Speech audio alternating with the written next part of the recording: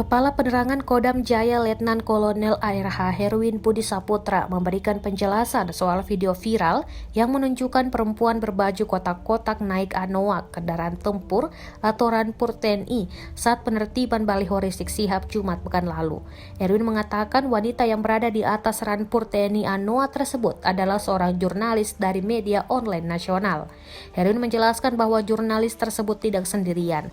Ada 7 orang awak media yang ikut naik 2 Rampur saat meliput kegiatan penertiban baliho Rizik.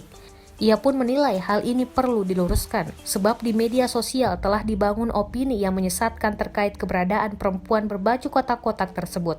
Adapun operasi penertiban baliho Rizik ini adalah perintah langsung dari Pangdam Jaya Maijen TNI Dudung Abdurrahman.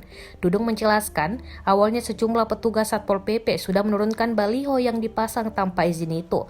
Namun pihak FPI justru kembali memasang baliho-baliho tersebut. Oleh karena itu, TNI pun turun tangan.